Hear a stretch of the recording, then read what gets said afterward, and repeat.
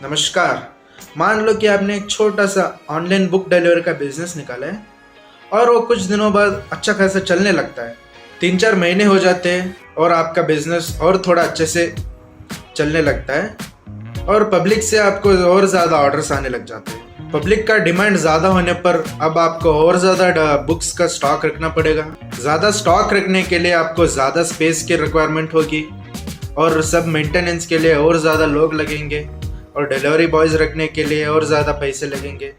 तो ये सब रखने के लिए आपको ज़्यादा से ज़्यादा पैसे लगे तो आप क्या करोगे?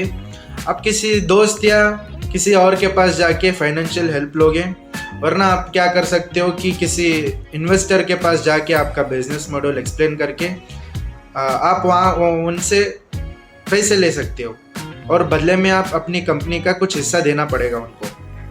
और अब आप वो पैसे लेके आपका बिजनेस और थोड़ा ग्रो करोगे और पूरा स्टेट से आपको ऑर्डर आने लग जाता है तो आप वही बिजनेस को और थोड़ा फैलाओगे। कुछ 1-2 साल हो जाते हैं और आपको पूरे कंट्री से ऑर्डर्स आने लग जाते हैं। अब आपका और बिजनेस बढ़ाने के लिए और आपको बड़े बड़े शहरों में जाके आपके ब्रांचेस खोलना पड़ेगा और ज़्यादा एम्प्लॉयज़ रखना पड़ेगा और ज़्यादा डिलीवरी बॉयज़ रखना पड़ेगा। तो ये सब करने के लिए आपको और ज़्यादा से ज़्यादा पैसे लगेंगे। अब इतना पैसे तो 1-2 आदमी से तो नहीं हो पाएगा ना, इसके लिए तो करोड़ों में पैसे की ज़रूरत पड़ती है। तो अब आप क्या करोगे? तो इसके लिए आपके जैसे प्राइवेट लिमिटेड कंपनीज लोग स्टॉक एक्सचेंज पे रजिस्टर करते हैं।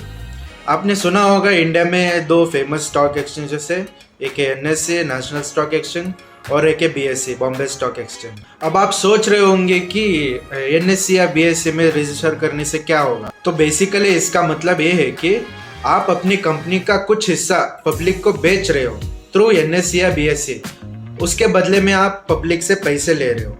अब इसे कहते हैं प्राइमरी मार्केट। अब आप उसी पैसे से आप अपनी कंपनी को और ज़्यादा ग्रो करोगे। अब जैसे जैसे आपका कंपनी ग्रो होता रहेगा, सेम उसी तरह से शेयर का प्राइस भी ग्रोथ होता रहता है, मतलब बढ़ता रहता है। अब वही शेयर एक आदमी से दूसरे आदमी, दूसरे आदमी से तीसरे आदमी, ऐसे ही खरीद या बेचते रहते हैं। इस वजह से शेयर का प्राइस ऊपर या नीचे होता रहता है और इसे बोलते हैं सेकेंडरी मार्केट। यही है सब शेयर मार्केट या स्टॉक मार्केट, शेयर बाजार बोलते हैं ना, इसी को बोलते हैं। और अब आपके मन में बहुत सारे सवाल आ रहे होंगे कि शेयर का इनिशियल टाइम में प्राइस कितना होता है और उसको डिसाइड करने वाला कौन रहता है, और NSE या BSE में किसी कंपनी को रजिस्टर करने के लिए क्या क्या रूल्स रहते हैं, और आप किसी कंपनी का शेयर कैसे खरीदे या बेच सकते हैं। ये सब सवालों का जवाब मैं नेक्स्ट वीडियो में दूंगा। तब तक धन्यवाद।